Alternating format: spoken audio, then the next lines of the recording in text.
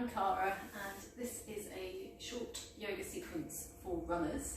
So whether you just like a little jog around the block or you're a keen runner, it's always good to stretch afterwards, before, after and in between your runs, and sometimes we just sort of don't pay too much attention to that, but actually with this little sequence you can start to feel different when you're running, ache less between runs, and hopefully enhance your performance.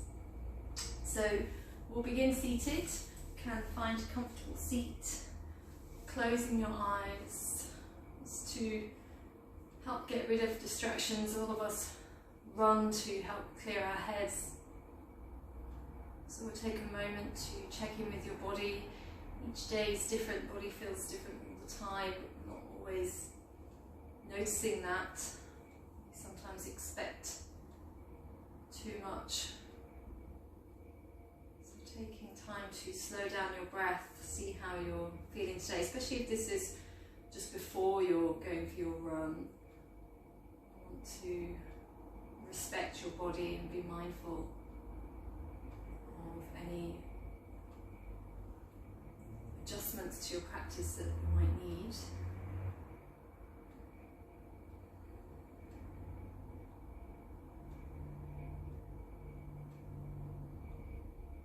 And opening the eyes, or you can keep them closed. Turn the palms down, start to roll the shoulders, get rid of any clicks and clunks. Feel the back muscles switching on to draw the shoulder blades down. Opening up the chest.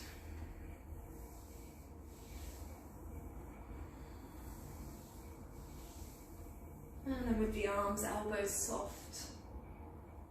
Again, squeezing shoulder blades in and down the back as you exhale. Nice big breaths to get some energy into the body, some oxygen into the body. And releasing the fingertips down to the floor. And draw the chin to chest, the rest of the spine stays upright. And gently rolling chin shoulder to shoulder. Again, we're just easing tension. Sometimes when we run, we're focusing on the lower body, but neck and shoulders sometimes tightening. So try and loosen all of that up a little.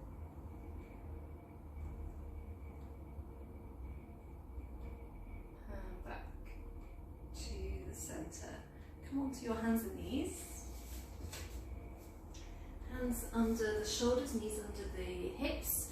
We'll take a few rounds of cat-cow to work into our spine. The inhale, tailbone, chest bone lifting.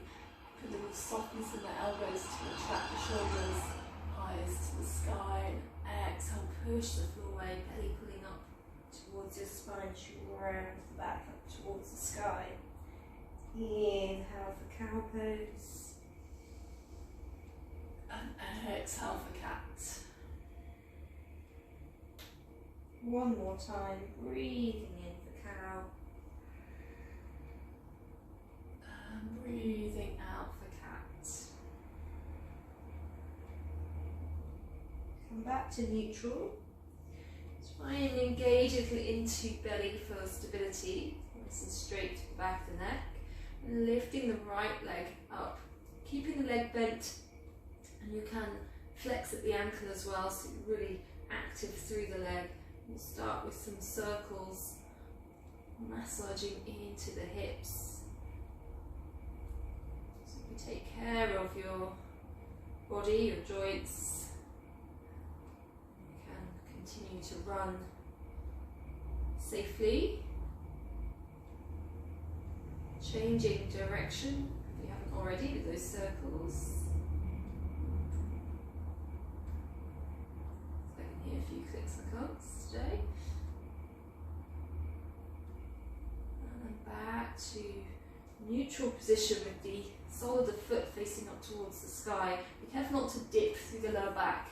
Sometimes when we lift the leg up, we get a little bit too much forward tilt of the pelvis. So draw the lower belly in and try and lengthen a little bit. Feel your core switching on.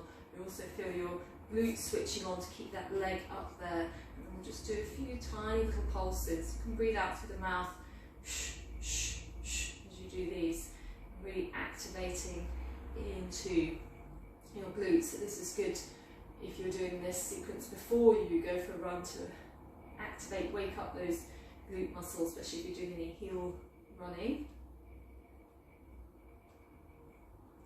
Good. And then straightening the leg out behind you, toes to the floor, and kick the heel of the foot away, stretching into those calf muscles. Again, good actually if you're doing this after your run, if you've done any heels. If you can't quite feel, for those of you that are quite flexible, I can't really feel that calf stretch, you can slide the other knee forwards, go a little bit lower, really push the back heel away from you, stretching, opening up down to the back of the leg. And releasing the knee to the floor. We'll do the other side, so checking in that you're balanced, you've got that neutral pelvis, neutral spine, neck, lifting the leg up, flexing at the ankle. We'll start with those circles, massaging into the hip. Also good for balance here, we're having to focus on keeping everything else nice and stable. So try not to kind of collapse over to the side, keep yourself nice and evenly weighted through your 3 foundations for your hands and the leg that's on the floor, changing direction if you haven't already, those hip circles.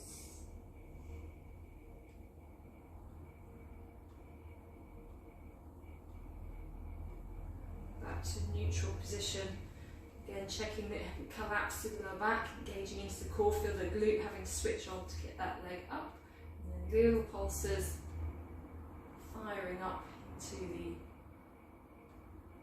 buttocks and the back of the leg. So not just relying on our quads, this is why a lot of runners find that you get aches and pains everywhere else, fired up whole body. Stretching the leg out, coming into that calf stretch. Again, you can slide the bottom leg forward if you need to. Go a little bit deeper.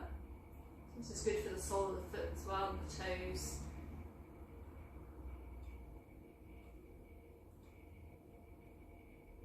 So we sometimes neglect our feet in our yoga practice and in our activities when they're wrapped up in shoes, we often forget about them.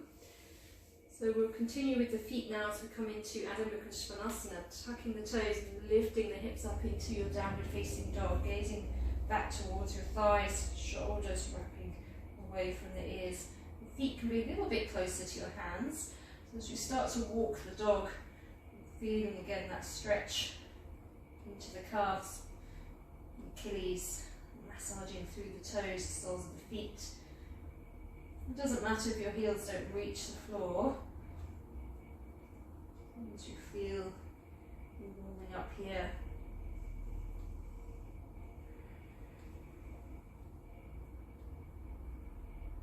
And the next breath in, move forwards into a plank pose, switching those abs on to that nice long position, and then lowering the knees, exhale, coming down through your half chaturanga, elbows back, shoulders away from the ears, lowering the pelvis to the floor, and lifting the chest for Bhujangasana Cobra. Again, if you're struggling with these shoulders, sometimes when we're running, shoulders tighten up, neck gets a little bit short. Just bring those arms forward, give yourself a little bit more space to breathe and open across that top line. Exhale, adjusting the hands, tuck the toes, push back into your downward facing dog. Lift the right leg up towards the sky, sweep it forward between the hands, and all the way up towards the sky with the arms, and adjusting your feet for pyramid. Back foot a little bit closer, turns out, but the hip bones are facing towards the short end of your mat, so nice and square. Straighten both legs, bringing the arms behind you, either into a reverse prayer position. If that's not available, you can take the elbows or interlace the hands and squeeze shoulder blades in and down, opening the chest. Exhale, start to fold forward from the hips. So you're coming forward but pushing back through that right sit bone, so we keep square with the hip bones as you fold. You can have a little tiny micro bend in this front knee, not big bend, you want to feel the stretch here, but you don't want to snap your hamstring. So we spiral out the knee towards the little toe, and then releasing your forehead down towards your shin. Pushing down into the back foot, but bringing the body weight forward to help square those hips. Engaging into your core to keep your balance. Spiraling the knees out to the toes, but squeezing the heels in towards the midline. Feel the stretch into the back of the legs, and the inside energy coming up the inside of the legs. Making sure you can still breathe deeply. One more breath here. Soften the front knee a little bit more. Inhale, lift yourself back up to standing. Pivoting towards the long end of your mat now for Trikonasana.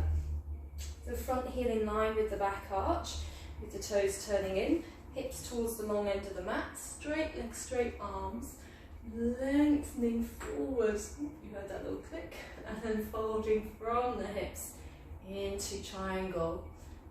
So we'll start to feel stretch. We're still working into the legs. We'll start to feel stretch into this side lower back as well, which can get a little tight from running.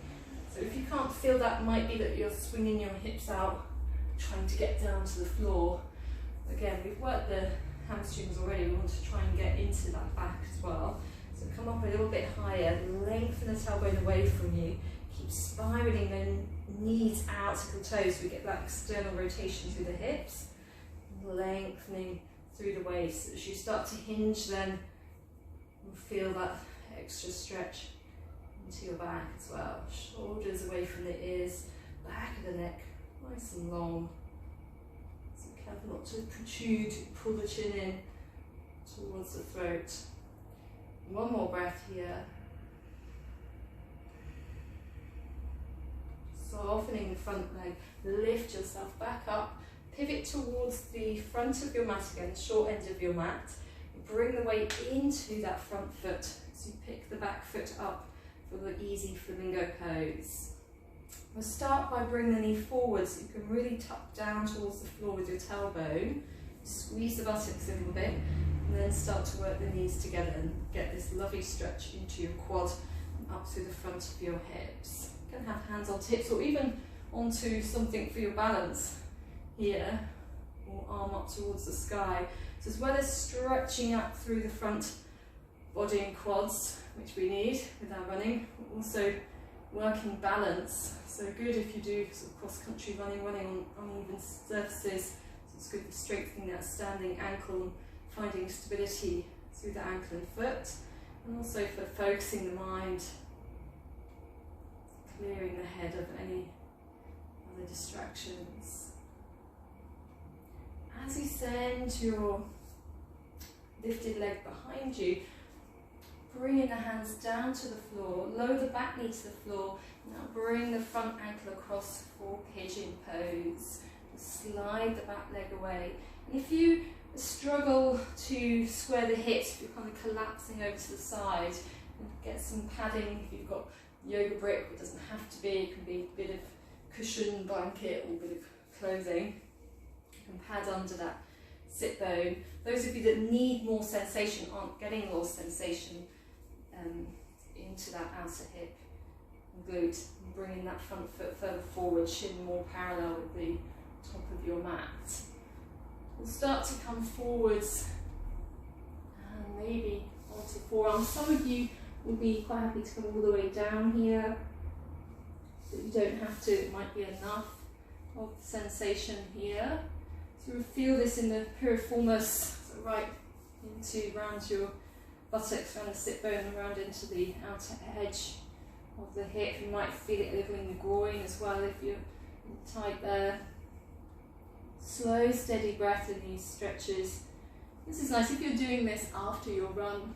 This is a really good one to do. You might want to stay here for a little bit longer than what we're going to do now.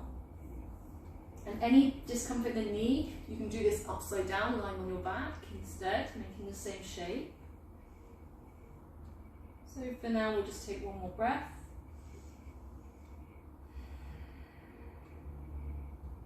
Coming back up onto the hands if you've lowered. Tuck the back toes and step back into downward facing dog. Walk your dog. Might feel a little bit wonky. Don't worry, we're going to do it all on the other side. We'll take a vinyasa first of all. If you don't want the vinyasa, just stay walking your dog. Otherwise, you inhale for plank. Exhale half or full chaturanga. Inhale either cobra or coming into an upward facing dog. Exhale back into downward facing dog. Left leg to the sky, sweeping it forward between the hands and reaching the arms up to the sky. Taking a moment to adjust your feet back for a little bit closer. Hips square to the short end of your mat. Those back toes are turning out. We're trying to turn the knee out towards the little toe without swinging open the hip. This is when you feel working hard from your feet up your legs into your hips for that stability. Either interlacing the fingers, taking the elbows, or that reverse prayer position if that's available for you. Breathe in, open the chest. Exhale, folding forward. Little micro bend in the front knee so you can feel sense of movement still internally, co-contracting front and back muscles of the legs. Feel your core switching on for some stability and balance there. And as you kick into your back foot, bring your body weight forwards. Notice that squaring of the hips. It might be quite a strong stretch. You might feel a little different. One side often feels more comfortable than the other. This is good to just be aware of this.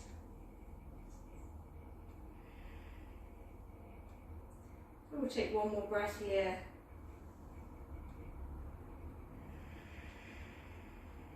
Softening the front knee to push the floor away, lifting yourself up. And opening now to the long end of your mat. You might have to adjust the feet again, front heel in line with the back arch. Knees spiraling out to the toes, arms extended, reaching forward to create space through the waist. And then exhale, hinging from the hips into Trikonasana. Imagining a wall behind you in the back of your head, back of your tailbone pressing back against the wall and then lengthening away from one another into different directions. Shoulder blades down to create space through your neck. You might be able to slide a little bit deeper down, just being careful not to lose that alignment. Spreading the feet into the floor, knees spiraling to little toes as you push into the outer edge of your feet. Make sure the big toes still pressing into the mat. You feel the Padabandha, the long inner arch of the foot lifting upwards. And softening the front knee, inhale, lift yourself back up to centre. Square again to the short end of your mat, bringing the weight into that front foot as you pick the back foot up. Your easy flamingo. Again, you can bring the knee forward to start with to get that downward tilt of your tailbone and squeezing the buttocks as you move the knee back. Oh, feel that stretch into your quad through the front of the hip. If you need to hold on to something, that's fine. Still balancing on one leg if you're holding on. Try and keep your eyes fixed onto a still point, so you're watching me and I'm not quite in front of you. If you're not positioned your camera in front of you, I'm going to put your eyes or focus onto something in front of you now and keep that focus. One more breath here. As you release your back foot, you'll start to bring the hands down to the floor, lower the back knee, moving that front ankle across for pigeon pose, sliding the back leg away, padding under that sit bone if you need to, moving the foot a little further forward. You want a bit more intensity there, you need that. Going to stay on the hands, this might be enough. More down to forearms, all the way down. So wherever you are, make sure that you don't feel pain in your knee. It might be strong sensation everywhere else. And these pigeon poses. As I say, there's the upside down version or seated version. And these are good to do little and often. You can do them on days in between your running. It doesn't have to be just before or after your run.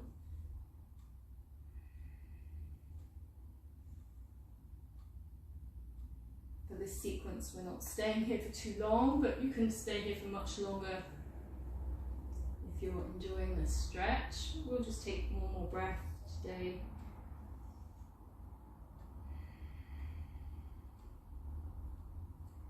And then coming up onto your hands if you've lowered. Tuck the back toes and press back into downward facing dog. Take your dog for a walk. Or might be taking your dog for a little run, little jog. And either walk, step or jump to seated position. Grounding down through your sit bones, shoulders relaxed. Good. We'll come just to an easy twist. So round that centre line, massaging your back, keeping the shoulders down, keeping that length through your torso. Inhale to centre and exhale around to the other side.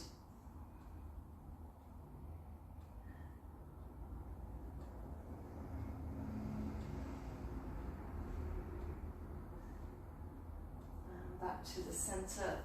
We'll finish with a few snake breaths, breathing in through the nose and out through your teeth. This is a cooling breath, especially if you're running in hot, sunny weather. You can close the eyes to do this, breathing in through the nose, out through your teeth, making that sound as you breathe out.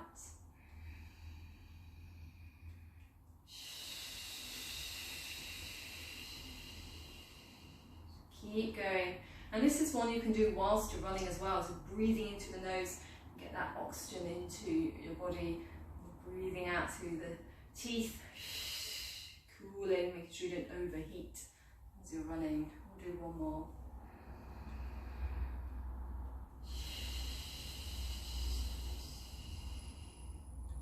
Relaxing your jaw, relaxing the breath. Allowing natural flow now. Just taking that moment of stillness, body and mind.